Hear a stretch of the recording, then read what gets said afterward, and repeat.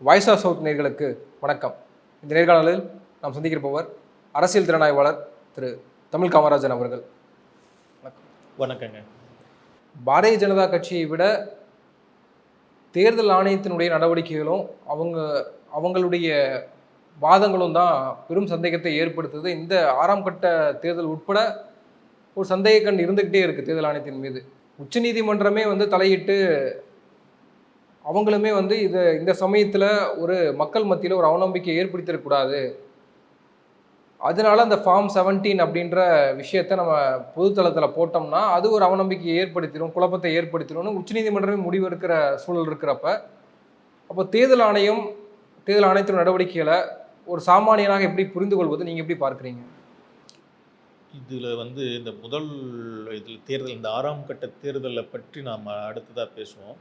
முதல்ல நடந்து முடிந்திருக்கிற 5 கட்ட தேர்தல்களில் தேர்தல் ஆணையம் சில விஷயங்களை செய்யணும் அப்படின்னு சொல்லி ஏடிஆர் மற்ற பொதுநல அமைப்புகளும், அதாவது அசோசியேஷன் ஃபார் டெமோக்ராட்டிக் ரிஃபார்மேஷன் அப்படின்னு சொல்லக்கூடிய ஜனநாயக சீர்திருத்தத்திற்கான சங்கம் அப்படின்னு சொல்லக்கூடிய அந்த சங்கமும் மற்ற பொதுநல அமைப்புகளும் சில தகவல்களை தேர்தல் ஆணையத்துக்கிட்ட கேட்குறாங்க. ஏன் அவங்க அப்படி கேட்க வேண்டிய தேவை வந்தது அப்படின்னு சொன்னால், முதல் கட்ட தேர்தல் முடிந்த பிறகு ஏப்ரல் 19ஆம் தேதி முடிந்த பிறகு 11 நாட்கள் கழித்து ஏப்ரல் 19ஆம் தேதி முடிந்து ஒரு 2-3 நாளில் ஒரு டேட்டாவை வெளியிடுது. இவ்வளவு பேர் இவ்வளவு சதவீதம் வாக்கு பதிவாயிருக்குதுன்னு ஒரு டேட்டா வெளியிடுது. அதுக்கு பிறகு ஏப்ரல் 30ஆம் தேதி ஒரு தகவலை வெளியிடுது. இதன்படி பார்க்க போனால் அதில் 5%, 6% வாக்கு வித்தியாசம் வருது. அதாவது சுமார் 1,70,00,000 வாக்குகள் கூடுதலாக பதிவாயிருப்பதாக முதல்ல வெளியிட்ட தகவலுக்கு மாற இன்னொரு தகவலை 11 நாட்கள் கழித்து வெளியிடுது. இதுதான் முதல் கட்ட தேர்தல் வாக்குப்பதிவு முடிந்த பிறகு தேர்தல் ஆணையத்தின் மீது ஏற்படக்கூடிய சந்தேகம். தமிழ்நாட்டில் மட்டும் சுமார் 78 லட்சம் வாக்குகள் அப்படின்னு சொல்கிறாங்க. அந்த விவரங்கள்லாம் வெளியிட்டிருக்காங்க. அவங்களுடைய தேர்தல் ஆணையத்தினுடைய அதிகாரப்பூர்வ ஒவ்வொரு தொகுதிக்குமே 28,000 வாக்குகள் வித்தியாசப்படுது. இப்போ ஒரு தொகுதியில் ஜெயிக்கிறவருடைய வாக்கு வித்தியாசம் எவ்வளவா இருக்கும்? அவ்வளோதான் இருக்க போகுது. சரிங்களா? இல்லை அதிகபட்சமாக போனால் தான் இன்னும் கூடுதலாக 1 லட்சம் 2 லட்சம் வாக்குகள். மற்றபடி ஒரு 20,000 வாக்குகள் 30,000 வாக்குகள். மகாராஷ்டிரா 4வது கட்ட 5வது கட்டத்தில் நடந்திருக்கக்கூடிய தேர்தலில் மகாராஷ்டிராவில் ஒரு தொகுதியில் மட்டும் 2 நாளில் ரிவைஸ் பண்ண எஸ்டிமேட்டில் என்ன பண்ணுதுன்னா 85,000 வாக்குகள் கூடுதலாக பதிவாயிருக்கிறதா சொல்கிறாங்க. எப்படி இவ்வளவு வாக்குகள் நீங்கள் முன்னாடி எவ்வாறு அந்த கணக்கிட்டீங்க, 2 நாள் கழித்து என்ன கணக்கு நடந்துச்சு, எவ்வாறு இவ்வளவு கூடுதலான வாக்குகள் வந்திருக்கு அப்படின்னு அப்படி என்பதற்கான எந்த விளக்கத்தையும் தேர்தல் ஆணையம் கொடுக்கல. சரி, இவங்க இப்போ இவங்க பொது வெளியில் கேட்குறாங்க தேர்தல் ஆணையத்துக்கிட்ட, ஐயா இதை முதல்ல எழுப்புனது அப்படிங்கிறது இன்னும் சில திரிபுரா மாநிலத்தில் ஒரு சில வாக்கு சாவடிகளில் சில தொகுதிகளில் 100%க்கும் அதிகமான வாக்குகள் பதிவாயிருக்குது. அதாவது அந்த தொகுதியினுடைய உண்மையான வாக்காளர் எண்ணிக்கையை விட 10% பேர் கூடுதலாக வாக்களித்திருக்கிறார்கள். இதை சீதாராம் யெச்சூரி முதல்ல தேர்தல் ஆணையத்துக்கு கடிதம் எழுதி இதெல்லாம் எப்படிங்க சாத்தியம் அப்படின்னு கேட்டாங்க. இப்போ முன்னாடி தேர்தலுக்கு முன்னாடியோ கடந்த சில ஆண்டுகளாகவோ இவிஎம் மிஷின் மேலே சில பேருக்கு சந்தேகம் இருந்துகிட்டு இருந்தது. இந்த விஷயங்கள்லாம் நடந்த பிறகு தேர்தல் ஆணையத்தின் மேலேயே சந்தேகம் ஏற்பட்ட அளவுக்கு நிலைமை மாறிவிட்டது. அதனால தேர்தல் ஆணையம் இந்த தகவல்களை முதல்ல சீதாராம் யெச்சூரி கடிதம் எழுதினாங்க, அப்புறம் கார்கே கடிதம் எழுதினாங்க, நம்ம இதிலெல்லாம் கவனத்தோடு இருக்கணும் அப்படின்னு சொன்னாங்க. அதுக்கு பிறகுதான் பொதுநல அமைப்புகள்லாம் தேர்தல் ஆணையம் இந்த 17C, அதாவது ஒரு தொகுதியினுடைய அல்லது ஒரு வாக்குச்சாவடியினுடைய வாக்காளர் எண்ணிக்கையையும் அந்த வாக்குச்சாவடியில் எவ்வளவு பேர் வாக்களித்தார்கள் என்பது பற்றி விவரமும் அடங்கி, அதாவது வாக்களித்த பிறகு ஒவ்வொரு வாக்குச்சாவடியில் முகவரிடம் கொடுக்கக்கூடிய 17C ஃபார்ம் அதை வெளியிடணும். அதன் அடிப்படையில் தேர்தல் ஆணையம் எவ்வளவு வாக்குகள் பதிவாயிருக்குது அப்படிங்கிறத வாக்காளர் எண்ணிக்கை விவரத்துடன், அதாவது வாக்காளர் வாக்குப்பதிவு எண்ணிக்கை இதை எல்லாத்தையும் சேர்த்து ஒட்டுமொத்தமாக வெளியிடணும் அப்படின்னு பொது வெளியில் ஒரு கோரிக்கை விடுத்தாங்க.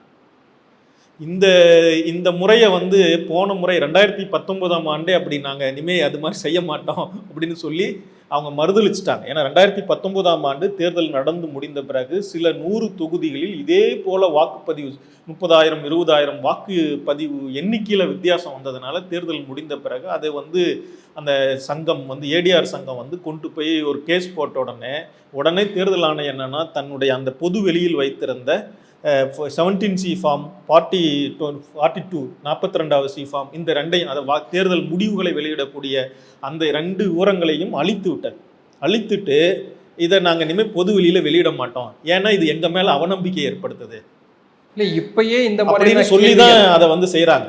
இப்பயும் வந்து இதுக்கு சரி இவங்க வெளியிட கோரின உடனே அவங்க வெளியிட மாட்டேன், அதுக்கு கார்கேவுடைய கடிதத்துக்கு மிக மோசமாக தேர்தல் ஆணையர் வந்து எதிர்வினை புரிந்திருந்தார். நீங்க அந்த கடிதம் இந்தியா கூட்டணி தலைவர்களுக்கு எழுதப்பட்ட கடிதம், அந்த கடிதத்தை பார்த்தோன்னே நீங்க தேர்தல் ஆணையத்தின் மேலே நம்பிக்கை இன்மையை ஏற்படுத்துறதுக்கு முயற்சி செய்யறீங்க, இது ரொம்ப மோசமான போக்குன்னு சொன்னார். அதுக்கு பிறகுதான் பொதுநல அமைப்புகள் நீதிமன்றத்துக்கு போனாங்க. நீதிமன்றத்தில் வந்து உச்ச நீதிமன்றத்தில் தேர்தல் ஆணையம் பதிவு செஞ்சிருந்த எதிர்மனு இருக்கு இல்லையா, தன் ஏன் கொடுக்க மாட்டோம் அப்படின்னு சொல்லி, அது வந்து மிகவும் மோசமான வாதங்கள் அதில் இருந்தன. என்ன வாதங்கள் இருந்ததுன்னா, இந்த மாதிரி தகவல்களை எல்லாம் வெளியிட்டோம்னா இதை தீய சக்திகள் தவறான நோக்கங்களுக்கு பயன்படுத்துவார்கள் அப்படின்னு சொன்னாங்க. இது என்ன வாதம்னே எனக்கு தெரியல. இதை எதிர்த்து பலரும் கருத்து தெரிவித்தாங்க. அந்த அப்படி ஒரு தேர்தல் ஆணையம் அப்படி ஒரு மனு தாக்கல் செஞ்ச உடனே அதுக்கு எதிராக முன்னாள் தேர்தல் ஆணையர்கள் குரேஷி, அசோக் நவ்லாஸ் இவங்கெல்லாம் சேர்ந்து வந்து இதெல்லாம் ரொம்ப மோசமான முறை, தேர்தல் எதுக்கு நடத்துகிறோம், பொதுமக்களுடைய நம்பிக்கையை பெறுவதற்கு தான், சட்டம் எங்களுக்கு சொல்லல அதனால வெளியிட மாட்டோம்லாம் தேர்தல் ஆணையம் சொல்லக்கூடாது, வெளிப்படைத்தன்மை இருக்கணும்னு தானே சட்டம் சொல்லுது, அதனால நீங்க விவரங்களை வெளிப்படைத்தன்மையோட வெளியிடணும், உங்களுக்கு மேல ஒரு சந்தேகம் ஏற்பட்டு விட்டது, இந்த தகவல்களை வெளியிடுவது தெரிந்து கொள்வது வாக்காளர்களுடைய அடிப்படை உரிமை, அதனால் நீங்க வெளியிடணும் அப்படின்னு சொல்லியிருக்காங்க. அதன் எந்த அளவுக்கு எந்த நடவடிக்கைகள்லாம் எடுத்தால் நாம் வந்து மக்களுடைய நம்பிக்கையை பெற முடியுமோ அந்த நடவடிக்கைகள்லாம் எடுப்பது தேர்தல் ஆணையத்தினுடைய மிக முக்கியமான வந்து பணி அப்படின்னு வந்து 2 முன்னாள் தேர்தல் ஆணையர்கள் இந்தியா டுடேனுடைய அந்த சேனலுடைய விவாதத்திலேயே வெளிப்படையாக தெரிவிச்சிருந்தாங்க. ஆனால் நேற்று வந்து சுப்ரீம் கோர்ட் வந்து வெளியிட்டு இருக்கக்கூடிய இதை அந்த வழக்கில் வந்து அந்த உடனே நாங்கள் தீர்ப்பை தள்ளி வச்சிடறோம், அதெல்லாம் வெளியிட வேண்டியதில்லை அப்படின்னு சொல்லி அவர் ஜஸ்டிஸ் திபங்கர் தத்தா அவர்கள் சொல்லியிருக்காங்க. இது ஏன் ஜஸ்டிஸ் என்ன காரணம் சொல்லியிருக்காருன்னா, நீங்கள் முதல்ல பழைய கேஸ் ஒன்று போட்டிருக்கீங்களா 2019, அதுவே அந்த கேஸ் என்ன நடந்துகிட்டு இருக்குது தானே, இதெல்லாம் அப்புறமேல் பார்த்துக்கலாம் அப்படின்னு சொல்லியிருக்காரு. முன்னாடி ஒரு வழக்கு நடந்தது உங்களுக்கு ஞாபகம் இருக்கும், வந்து பேலட் சீட்ஸ் வந்து எண்ணணும் முழுமையாக எண்ணணும் அப்படிங்கிற வழக்கிலேயே வந்து நீதிபதிகள் அதுலேயும் ஏடிஆர் சங்கம் தான் ஒரு மனுதாரராக இருந்தாங்க முக்கியமான மனுதாரராக வழக்கு நடத்தினவங்க அவங்க தான். அவங்க போய் கேட்கும் பொழுது வந்து அந்த தீர்ப்பு சொல்லும் பொழுது என்ன சொல்லியிருந்தாங்க நீதிபதிகள்னா, நாடு வந்து பலவிதமான வளர்ச்சி அடைஞ்சிருச்சு, இந்த நம்ம நாடு வளர்ச்சி அடைஞ்சிருக்கிற இந்த முன்னேற்றங்களை எல்லாம் கண்டு பொறுக்க முடியாத அந்நிய சக்திகள் இது போல் அவநம்பிக்கை ஏற்படுத்துறதுக்கு முயற்சி பண்ணுறாங்க அப்படின்னு கேட்ட கேள்வி என்ன, ஐயா பேலட் சீட்டை முழுமையாக எண்ணணும், இதில் சந்தேகம் இருக்குது, அதுக்கு என்ன பதில் சொல்லணும், நீங்கள் வந்து இல்லைங்க எண்ண முடியாது, என்ன முடியும் எண்ணலாம் அப்படிங்கிறதுக்கோ என்ன முடியாது அப்படிங்கிறதுக்கோ காரணங்களை சொல்லி நீதி நியாய காரணங்களை தானே சொல்ல முடியும். ஆனால் நீதிபதிகள் என்ன தேசபக்தி பேசிகிட்டு இருக்காங்க, தேர்தல் ஆணையம் தேசபக்தி பேசிக்கிட்டு இருக்குது, இது என்ன இவ்வளவு மோசமான நிலைமை ஏற்பட்டிருக்கு. இன்னைக்கு வந்து 6வது கட்ட வாக்குப்பதிவு நடக்கக்கூடிய இந்த காலகட்டத்தில் இப்போ என்ன நடந்திருக்குன்னா, தேர்தல் ஆணையத்தின் மீது பலத்த சந்தேகம் ஏற்படக்கூடிய ஒரு நிலைமை ஏற்பட்டு விட்டதுன்னு தான் தோணுது. நீங்கள் வந்து இது மோசமான நிலைமைன்றீங்க, அதாவது தேர்தல் நடக்கிற விதம், இந்த கூடிய எண்ணிக்கை, இது எல்லாமே வந்து மோசமான நிலைமை சொல்கிறீங்க. ஆனால் இப்படியெல்லாம் கேள்வி கேட்பதே மோசமான நிலைமை அப்படின்னு சொல்லி தேர்தல் ஆணையர் ராஜீவ்குமார் இன்னைக்கு ஓட்டு போட்ட கையோட வந்து சொல்கிறாரு. மக்களை ரொம்ப ஒரு திசை திருப்புற தவறாக வழிநடத்தக்கூடிய வேலையில இந்த மாதிரியான கேள்விகள் வந்து எழுப்பியிருக்கு, உருவாக்கி இருக்கு அப்படின்னு அவர் சொல்றாரு. சரி, இந்த நம்ம ஊர்ல இருக்கக்கூடிய ஒரு தேர்தல் ஆணையர் பொது இதுல வந்து ஊடகங்கள்ல தோன்றி உங்களுக்கு அறிவும் கிடையாது ஒன்றும் கிடையாதுன்னு ஒரு தேர்தல் ஆணையர் சொன்னார். அவர் பேரை கூட நான் சொல்ல விரும்பலை, சரிங்களா? ஆனால் 2 மூத்த தேர்தல் ஆணையர்கள் இதுல வந்து தேர்தல் ஆணையம் இப்படி நடந்து கூடியது தவறுன்னு சொன்னாங்க. இன்று வந்து ஒரு 102 பேர் கையெழுத்திட்டு இருக்கிற IAS IFS அதிகாரிகளாக பணியாற்றி இந்திய ஆட்சி பணித்துறையில் நீண்ட காலம் பணியாற்றியவர்கள் வந்து ஒரு கூட்டறிக்கையை வந்து வெளியிட்டிருக்காங்க. அவங்க வெளியிட்டிருக்கிறது வந்து ஓப்பன் ஸ்டேட்மெண்ட். இந்த 2024 எலெக்ஷன் பற்றி அவங்க வெளியிட்டிருக்கக்கூடிய ஓப்பன் ஸ்டேட்மெண்ட்டில் 102 பேர் கையெழுத்திட்டு வெளியிட்டிருக்கக்கூடிய அந்த ஸ்டேட்மெண்ட்டில் தேர்தல் ஆணையம் ஒருதலை பட்சமாக செயல்படுகிறது. இவிஎம், அதாவது இவிஎம் மிஷின் பயன்படுத்துறதுலையும் வாக்குப்பதிவு அந்த வாக்குப்பதிவு முறைகளில் வந்து அவங்க மீது பலத்த சந்தேகங்கள் ஏற்பட்டிருக்கிறது. ரெண்டாவது வந்து அவங்க வந்து விவரங்களை வெளியிடாமல் இருக்கிறது. இந்த வாக்குப்பதிவு விவரங்களை வெளியிடுவதில் இவ்வளவு தயக்கம் காட்டுவது இன்னும் மோசமான நிலைமையை உருவாக்குகிறது. மூன்றாவது வந்து வெறுப்பு பேச்சுக்களின் மீது, அதாவது எதிர்க்கட்சிகளின் மீதும் இந்தியா கூட்டணி கட்சிகளின் மீதும் சிறுபான்மை மக்களின் மீதும் மிக மோசமான அடிப்படையே இல்லாத அவதூறான பேச்சுக்களை வந்து பெரும் தலைவர்கள் மோடியும் மற்றவர்களும் பேசிய பொழுது அதன் மீது எந்த நடவடிக்கையுமே எடுக்காமல் இருக்கு தேர்தல் ஆணையம். இதெல்லாம் எங்களுக்கு வந்து பெருத்த கவலையை உண்டாக்குகிறது அப்படின்னு சொல்லி ஐஎஃப்எஸ் அதிகாரிகளாகவும் ஐஏஎஸ் அதிகாரிகளாகவும் பணியாற்றி 102 பேர் கையெழுத்திட்டு ஒரு அறிக்கையை வெளியிட்டிருக்காங்க. இது எவ்வளவு ஒரு மோசமான நிலைமை. இது ஏதோ எளிய மக்கள், இப்போ நான் சொல்கிறேன், நீங்கள் சொல்கிறீங்க, வேறொருத்தர் சொல்கிறாரு, அவர் வந்து புரிஞ்சிக்காமல் சொல்கிறாரு, அறிவு இல்லாமல் சொல்கிறாருன்னு சொல்கிறீங்க. ஆனால் இன்னைக்கு இந்த தேர்தல் பணிகளில் நீண்ட காலமாக பணியாற்றின அதிகாரிகள் வந்து இதை சொல்கிறாங்களே, தேர்தல் ஆணையத்தின் மீது இப்படி ஒரு குற்றச்சாட்டை சொல்கிறாங்களே, நீதித்துறையும் வந்து இந்த துறைகளும் இவ்வளவு மோசமாக நடந்துக்குதுன்னு ஒரு இது வந்து நம்பிக்கையின்மையை ஏற்படுத்துதுன்னு அவங்க சொல்லியிருக்காங்களே, இதுக்கு என்ன பதில் சொல்ல போகிறாங்க? இல்லை, அந்த அதிகாரிகளும் பிரசிடென்ட்டுக்கு தான் கடிதம் எழுதுறாங்க. பிரசிடென்ட்டும் அவர்கள் நியமித்த ஒரு ஆள் தான். இப்போ பிரசிடென்ட்டும் சரி, சுப்ரீம் கோர்ட்டும் சரி, அங்கே இந்த அமைப்புகளுக்கு இவர்களுடைய கேள்விகளுக்கு நிவாரணம் கிடைக்காத பட்சத்தில் வேற என்ன வழி இருக்கு? இல்லை, இது வந்து இந்த கடிதம் எதை உணர்த்துகிறதுனா, இப்போ பிரசிடென்ட்டுக்கு எழுதுறதுனால இதுக்கு தீர்வுகள் கிடைச்சிருமா இல்லையாங்கிறதல்ல பிரச்சனை. எவ்வளவு தீவிரமான நிலைமை நாட்டில் நிலவுகிறது அப்படிங்கிற விழிப்புணர்வை பொதுமக்கள் பெற வேண்டும் என்பதை இந்த நிகழ்வு உணர்த்துகிறது. அதுதான் ரொம்ப முக்கியமானது. பாரதிய ஜனதா கட்சி இந்த தேர்தல் 2024ஆம் ஆண்டு நாடாளுமன்ற தேர்தல் தொடங்குவதற்கு முன்பு தேர்தலை இப்படி ஒரு தேர்தலுக்கு தயாரிப்பு செய்வதற்காகவே இடியையும் சிபிஐயும் பயன்படுத்தி எதிர்க்கட்சி தலைவர்களை எல்லாம் கைது செய்து சிறையில் அடைத்து அவர்கள் மேலே பல வழக்குகள் போட்டு, இதெல்லாம் நம்ம பல காலமாக சொல்லிக்கிட்டு தான் இருக்கிறோம். சரிங்களா? அவங்கள சிறையில் அடைச்சிட்டு அதுக்கு பிறகு வந்து எல்லா நிலைமையும் சரியா இருக்கா, நம்ம இப்போ தேர்தல் நடத்தலாமா, இது நமக்கு சாதகமாக இருக்குமா அப்படின்னு சொல்லி அப்படி ஒரு தேர்தலை தான் தொடங்கினாங்க. ஏப்ரல் மாதம் அறிவிக்கப்பட்ட தேர்தல் அப்படி வந்து அறிவிக்கப்பட்ட ஒரு தேர்தல் தான். அப்படி ஒரு தேர்தல் வந்து நடத்துறதுன்னு முடிவு பண்ண பிறகு கூட அவங்களால இந்த தேர்தலில் என்ன பண்ண முடியலன்னு சொன்னால், தங்களுக்கு ஒரு சாதகமான சூழலை, இவங்க சொல்லுவாங்கல்ல மோடி அலை அப்படிங்கிற ஒன்று, இப்போ மோடி அலையே உருவாக்க முடியல. ஒவ்வொரு முதல் கட்ட வாக்குப்பதிவில் தான் சரி, தென்னிந்திய மாநிலங்களில் இந்த தேர்தல் நடக்குது, அதனால மோடி பேசுறத ஜனங்க நம்ப மாட்டேங்கிறாங்க. இப்போ என்ன சொன்னாங்கன்னா, வடந்திய மாநிலங்களில் நாங்கள் வெற்றி பெற்றுவோம், அதனால தென்னிந்திய மாநில மக்களாகிய நீங்கள் எங்களுக்கு தான் வாக்களிக்கணும் அப்படின்னு சொன்னாங்க முதல்ல. சரி, 2வது கட்ட வாக்குப்பதிவு 3வது கட்ட வாக்குப்பதிவில் போய் வடந்திய மாநில மக்கள்கிட்ட என்ன சொல்கிறாங்க, தென்னிந்திய மாநிலத்தில் எங்களுக்கு இப்போ கூடுதலாக சீட்டு கிடைக்க போகுது, அதனால நீங்கள் எங்களுக்கு ஓட்டு போட்டுருங்க அப்படின்னு சொல்கிறாங்க. அதுக்கப்புறம் என்ன நடக்குது, 4வது கட்ட தேர்தல் 5வது கட்ட தேர்தல் எல்லாம் என்ன ஆயிட்டதுன்னா வந்து, இங்கே பாருங்க, ஒரு வலிமையான கவர்மெண்ட் வேணும்னா எங்களுக்கு தான் ஓட்டு போடணும், அவங்க வந்தாங்கன்னா 4 பிரதமர் 5 பிரதமர் இருப்பாங்க, ஒரு வலிமையான அரசாங்கம் வேணும்னா எங்களுக்கு ஓட்டு போடுங்க, அந்த அரசாங்கம் வந்து நிலையற்ற அரசாங்கமாக இருக்கும், அவங்க வந்து இதை செய்வாங்க அதை செய்வாங்க, அவங்க வந்து இந்த ஆடு மாடுகளை வந்து ஓட்டிக்கிட்டு போயிடுவாங்க, வீடை பிடுங்கிக்கிட்டு போயிடுவாங்க, தாலி எடுத்துக்கிட்டு போயிடுவாங்க அப்படிங்கிறது வரைக்கும் ஒரு பிரதம மந்திரி, இன்னும் அவர் இந்த நாட்டினுடைய பிரதம மந்திரி தான், அவர் தேர்தலை சந்தித்து கொண்டு அவர் அப்படி பேசுகிறார். அதன் மீது எந்த நடவடிக்கையும் எடுக்கல தேர்தல் ஆணையம், இருக்கட்டும். ஆனால் இப்படியெல்லாம் பேசியும் கூட, இவ்வளவு பதட்டத்துடன் பேசியும் கூட அவர்களுக்கு எந்த ஒரு இதுவுமே கிடைக்கல. இதெல்லாம் மீறி போய் பேசுகிறார். இன்னும் மோசமாக வந்து இந்த தென்னிந்திய ஏன் ராமேஸ்வரத்தில் போட்டியிடலை அப்படின்னு சொன்னால், அது ராமநாதபுரத்தில் போட்டியிடலைன்னா அது ராவணர்களுடைய தீயவர்களுடைய பூமி ஆயிட்டுதுங்கிறாரு. ஒரிசாவுக்கு போய் வந்து ஜெகநாதர் கோயில் சாவியை திருடி கொண்டு போய் தமிழ்நாட்டில் வச்சுருக்காங்க அப்படின்னு சொல்கிறார். நீங்கள் விகே பாண்டியன் பிரச்சனைன்னு சொன்னால், நீங்கள் விகே பாண்டியன் மேலே அப்படியான நேராக பேச பழகுங்க. விகே பாண்டியன் பூரி ஜெகநாதர் கோயில் சாவியை திருடி கொண்டு போய் விட்டார்னு சொல்கிறதுக்கு உங்களுக்கு என்ன தைரியம் இல்லையா?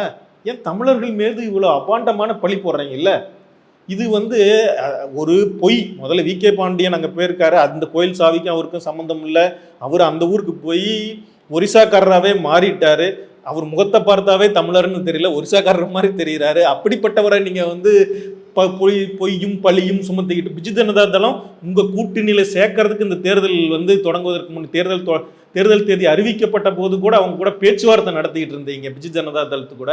அவங்க மேல இப்படி ஒரு இப்போ வந்து அபாண்டமான அவங்க வந்து மண்ணின் மைந்தர்கள் அல்ல அப்படின்னு குற்றச்சாட்டு வச்சுக்கிட்டு இருக்கீங்க. மண்ணின் மைந்தர்களுக்காகவே உருவாக்கப்பட்ட ஒரு கட்சி பிஜு ஜனதா தளம். அந்த கட்சி மேல இப்படி அபாண்டமா குற்றச்சாட்டு வச்சு ஒரிசாவில் ஜெயிக்க முடியுமான்னு பார்த்துட்டு இருக்கீங்க. இந்த பேச்சுக்கள் வந்து பாரதிய ஜனதா உருவாக்கக்கூடிய அரசியல் பேச்சுக்கள் இருக்குது இல்லையா, அது வந்து ரொம்ப மோசமான வெறுப்பு பேச்சுக்களாகவும் ரொம்ப மோசமான தன்மையில பிரச்சாரத்தை எடுத்துக்கொண்டு போவதாகவும் சிறு பிள்ளைகள் கூட நம்பாததாகவும், இன்னும் சொல்ல போனா பாரதிய ஜனதா கட்சிக்காரங்களும் சங்க பரிவாரத்தை சேர்ந்தவர்களும் கூட நம்ப முடியாத அப்பத்தமான அபாண்டமான குற்றச்சாட்டுக்களை வைத்துக் கொண்டிருக்கிறார் பிரதமர் மோடி. இதனால எந்த மோடி அலையும் உருவாகல, உருவானதெல்லாம் மோடி அயற்சி தான்.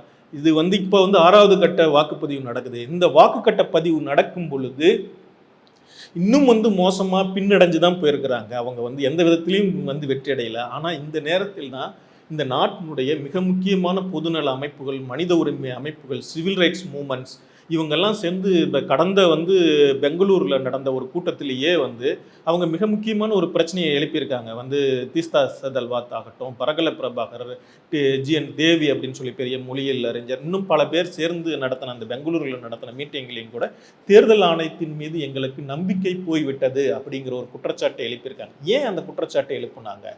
வெளிப்படையாக வந்து தேர்தல் ஆணையம் நடவடிக்கை எடுக்க வேண்டிய விஷயங்கள் எடுக்கலை. இந்த வெறுப்பு பிரதமர் வந்து வெறுப்பு பேச்சு பேசிட்டு இருக்கிறதுனால அது வெறுப்பு பேச்சா இல்லை.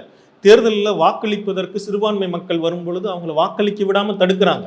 தேர்தல் சாவடிகளில் வந்து ஓட்டு போட்டால் ஒருத்தர் ஒரு சின்ன பையன் வந்து ஒரே தரம் ஓட்டு போட்டுட்டு இதுதான் அப்படின்னு வந்து இது வீடியோ எடுத்து இது பண்ணுறார். இந்த அளவுக்கு வந்து அக்கறையின்மையோட இது என்ன சொல்கிறது, இது அபத்தமாக ஒரு தேர்தலை இந்த தேர்தல் ஆணையம் நடத்திட்டு இருக்குதுன்னு சொன்னால் அதன் மீது சந்தேகம் எழுமை இல்லாதா? இதில் வேற வாக்குப்பதிவு விவரங்களில் இவ்வளவு குளறுபடி.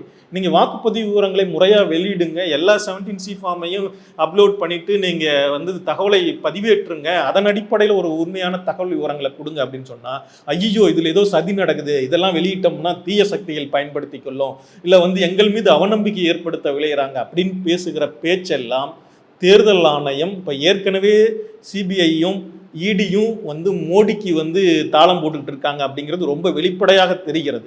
நீதிமன்றங்கள், உச்சநீதிமன்றம் உட்பட பல நேரங்கள் நீதிமன்ற தீர்ப்புகள் உரிய நேரத்தில் நீதியை வழங்காமல் தாமதப்படுத்திக்கிட்டு இருக்காங்க, மோசமாக நடந்துகிட்டு இருக்காங்க. அப்படியான ஒரு நிலைமை தான் இன்னைக்கு வந்து இந்த வாக்குப்பதிவு விவர வெளியீட்டிலும் அப்படியான ஒரு நிலைமை தான் ஏற்பட்டிருக்குது. இதுக்கு எதிராக தான் இந்த சிவில் சர்வீஸில் சிவில் சர்வன்ஸாக ஏற்கனவே வேலை செய்தவர்கள், இவங்க வந்து ஏதோ சாதாரண மக்கள் சொன்னால் உங்களுக்கு விவரம் தெரியலன்னு சொல்கிறாங்க. விவரம் இந்த தேர்தல் பணிகளில் பலகாலம் பணியாற்றியவர்கள், அரசு பணிகளில் ஆட்சி பணிகளில் பணியாற்றியவர்கள் இன்று வெளிப்படையாக வந்து இப்படி வந்து சொல்லியிருக்காங்க. இந்த அறிகுறி வந்து இவங்க சொன்னது, அறிக்கை வெளியிட்டது, பப்ளிக் ஸ்டேட்மெண்ட் வெளியிட்டது, இதெல்லாம் வந்து குடியரசுத் தலைவர் அந்த பிரச்சனையை தீர்த்து விடுவார் அல்லது இவங்கெல்லாம் தீர்த்துடுவாங்க அப்படிங்கிற நம்பிக்கையிலும் இந்த நாட்டு மக்களின் மீது அவர்கள் வைத்திருக்கக்கூடிய நம்பிக்கையால் தான் மக்கள் விழிப்போடு இருக்க வேண்டும். இந்த தேர்தலை, மக்களின் ஓட்டை பாஜக திருடி கொண்டிருக்கிறது. இது குறித்து மக்கள் விழிப்போடு இருக்க வேண்டும். இதற்கு எதிராக நாம் நாளைக்கு களத்தில் இறங்கி போராட வேண்டிய நிலைமை உருவாகும். அதற்கு நாம் தயாராக இருக்க வேண்டும் என்பதை வலியுறுத்துவதற்காகத்தான் இத்தகைய ஒரு அறிக்கையை வெளியிட்டிருக்கிறார்கள். இது மிக முக்கியமான ஒரு மிக முக்கியமான நிகழ்வு என்று எனக்கு தோன்றுகிறது. இதுவரைக்கும் நம்ம வந்து பாரதிய ஜனதாவை பாசிஸ்டுகளை எதிர்த்து போராடி கொண்டிருந்தோம். ரொம்ப மோசமான இந்துத்துவ பாசிச கட்சியான, எந்த பழிபாவத்திற்கும் அஞ்சாத, பொய் கூறுவதற்கு அஞ்சாத ஒரு கட்சியை எதிர்த்து போராடிக்கணும். எத்தகைய மோசடி வேலைகளையும் கலவரங்களையும் செய்ய அஞ்சாத ஒரு கட்சியை எதிர்த்து போராடி கொண்டிருந்தோம். சங்கப்பரிவார அமைப்புகளை எதிர்த்து போராடி கொண்டிருந்தோம். இன்று அவர்களுக்கு கையாளாகவே மாறிவிட்ட தேர்தல் ஆணையத்தை எதிர்த்து போராட வேண்டிய ஒரு நிலைமைக்கு வந்து சேர்ந்திருக்கிறோம் என்பதை இந்த நாட்டினுடைய 102 அதிகாரிகள், சிவில் சர்வன்ட்ஸ் வந்து நமக்கு சுட்டி காட்டியிருக்கிறார்கள் என்று எனக்கு தோன்றுகிறது. இல்லை, உங்களை போன்ற அறிஞர்களாக இருக்கட்டும், இல்லை இப்போ இந்த 102 அரசியல் பணியில் பணிபுரிந்தவர்களாக இருக்கட்டும், இப்படியான நபர்கள் தொடர்ந்து தேர்தல் ஆணையத்தின் மீது சந்தேகங்கள் இருக்குது, அவர்களுடைய நடவடிக்கைகள் மீது சந்தேகங்கள் இருக்குது அப்படின்னு சொல்கிறப்ப, ஒரு பக்கம் மக்கள் விழிப்போடு இருக்கணும்னு நீங்கள் அதை சொல்கிறீங்க. ஆனால் அது வேறு விதமாக போய் சேருகிறதோ, மீண்டும் பாஜக தான் வரும் போல இருக்குது, எத்தகைய செயலும் செய்யக்கூடியவர்களாக பாஜக காரர்கள் இருக்கிறப்ப இதையும் செஞ்சிருவாங்க தானே, அப்போ மீண்டும் பாஜக தான் ஆட்சிக்கு வந்துருமோ அப்படின்ற எண்ணம் வந்துடும் இல்லையா?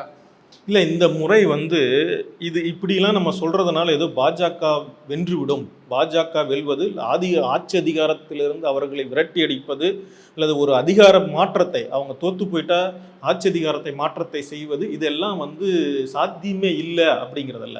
எல்லாம் பெரும்பாலான மக்கள் என்ன நினைக்கிறாங்கன்னா, நான் இந்த ஓட்டு போட்டுட்டேன், இதில் அழுத்திட்டேன்னு இல்லை, இதோட என்னோட வேலை முடிஞ்சுட்டு அப்படின்னு போகக்கூடியதல்ல அரசியல் உணர்ச்சி. அப்படி எப்பயாவது போகிறீங்களா? அரசியல் கட்சி எப்படி செயல்படுது, நன்றாக செயல்படுகிறதா இல்லையா, எப்படி அரசியல் நடக்குது அப்படின்னு பார்க்குறோமா இல்லையா? நம்ம தமிழ்நாட்டை பொறுத்தவரை இங்கே வந்து பாரதிய ஜனதா கட்சி இல்லை, வந்து அந்த அந்த தொல்லை நமக்கு வந்து இப்போ ரொம்ப தொலைவில் இருக்குது. அதனால நமக்கு அதனுடைய தீவிரம் தெரியல. வட இந்தியா முழுக்க அந்த தொல்லை இருக்குது. இந்த அரசியல் முன்னேற்றங்களை, அரசியல் செயல்பாடுகளை நம்ம கூர்மையாக பார்க்கணும். இப்போ அங்கே இருக்கிற மக்கள் வந்து தொடர்ச்சியாக போராடிட்டு இருக்காங்க. என்ன சொல்லி ஏமாத்திட்டு இருந்தாங்க? மக்கள்லாம் வந்து எங்களுக்கு ஓட்டு போட்டுருவாங்க, எங்கள் பக்கம் தான் ஆதரவு இருக்குதுன்னு சொன்னாங்க. ஒரு மக்களும் வரல. இவங்க ஆள் வச்சு கூட்டிக்கிட்டு போய் வந்து ஆள் திரட்டி முயற்சி பண்ணது கூட அவ்வளோ ஜனங்களும் வரல. இப்போ மற்ற இந்தியா கூட்டணி கட்சி தலைவர்கள் ராகுல் காந்திக்கு அவ்வளோ மக்கள் கூட்டம் கூடுகிறார்கள், அவ்வளோ உணர்வுபூர்வமாக இருக்கிறாங்க, அவ்வளோ கடுமையான விமர்சனங்களை பொதுமக்கள் தங்களுடைய சொந்த குரலில் சொல்கிறார்கள். இதுதான் கண்கூடா தெரியக்கூடியது. இந்த ஊடகங்கள்லாம் விட்டுருங்க, கோடி மீடியாஸ் வந்து சொல்லக்கூடியது, பிரசாந்த் கிஷோர் சொல்லக்கூடியது, இன்னும் இத்தியாதி மனிதர்கள் இல்லை 300+ வந்துடும் அப்படின்னு சொல்லிட்டு இருக்கிறது, இதெல்லாம் விட்டுட்டு பார்த்தோம்னா நமக்கு கண்கூடா தெரிகிறது ஒரு தீவிரமான ஆட்சி மாற்றத்தை கோரக்கூடிய மக்கள் வட இந்தியா முழுக்க இன்னைக்கு வந்து வாக்களிக்கிறாங்க, வாக்கு சாவடிகளுக்கு வந்திருக்கிறாங்க. ஆனால் அந்த மக்களுடைய வாக்குகளை திருடுவதற்கு இவர்கள் தயாராக இருக்கு. இப்போ என்ன தெரிஞ்சிருக்குதுன்னு சொன்னால், இப்போ இந்த வழக்குகளின் மூலமாக 2019 ஒரு 100 தொகுதிகளுக்கு மேலே ஒரு 1000 வாக்குகள் வித்தியாசத்தில் தான் ஜெயிச்சாங்க. அந்த 1000 வாக்குகள் அப்படிங்கிறது இப்படி வாக்குகளை திருடி சேர்த்து கொண்டது தான் அப்படிங்கிறது தான் இன்றைய நிலவரத்தின்படி இந்த வழக்குகள் பற்றிலாம் பார்த்தோம்னா அப்படி தான் தோணுது.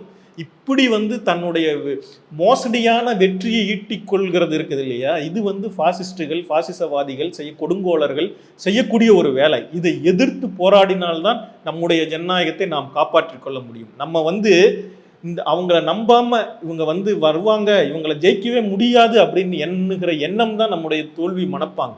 அதை வந்து தூர தள்ளி வச்சுட்டு நாளை இது போல பிரச்சனைகள் வரும். இன்னைக்கு வந்து நாம் கேட்க வேண்டியது, இந்த 102 பேர் இல்லை வந்து இப்போ வேக் ஆஃப் இந்தியா அமைப்பு எழுப்பி இருக்கக்கூடியது, ஏடிஆர் எழுப்பி இருக்கக்கூடியது, இவங்க எல்லாம் எழுப்பக்கூடிய குரல் இருக்குது இல்லை, இந்த குரலோடு சேர்ந்து நாடு முழுவதும் எல்லா மக்களும், எல்லா அரசியல் கட்சிகளும் சேர்ந்து தேர்தல் ஆணையத்தை வெளிப்படையாக தேர்தலை நடத்துறதை நீங்கள் உறுதிப்படுத்தணும். ஏன்னா தேர்தல் முடிய போகுது, அதை செய்ய முடியாது. ஆனால் நீங்கள் விவரங்களை வெளிப்படையாக வெளியிடணும். 17 ஃபார்ம் முழுக்க வெளியிட்டு அதன் அடிப்படையில் வந்து வாக்காளர் எண்ணிக்கையும் வாக்குப்பதிவு எண்ணிக்கையும் வெளிப்படையாக அறிவித்து விட்டு அதற்கு பிறகு வாக்குப்பதிவு எண்ணிக்கையை தொடங்க வேண்டும். முடிவுகளை வெளிப்படையாக அறிவிப்பதில் வந்து நீங்கள் உறுதிப்படுத்தணும் அப்படின்னு கோர வேண்டியது வாக்களித்த ஒவ்வொருவரின் நம்பிக்கை, ஒவ்வொருவரின் கடமை. அதை செய்தால்தான் உங்களுடைய வாக்கை ஒருவர் திருடாமல் இருப்பதற்கான வழி. இல்லை என்றால் நாமே வாக்கை திருடுறதுக்கு அனுமதிக்கிறோம் அப்படிங்கிறது தான் அதனோட பொருள். நிறைய விஷயங்களை பகிர்ந்துக்கிட்டீங்க. பொறுத்திருந்து பார்ப்போம் தேர்தலினுடைய முடிவுகள் நியாயமாக இருக்கா இல்லையா அப்படின்றத. உங்கள் நேரத்துக்கு மிக்க நன்றி. நன்றி, வணக்கம்.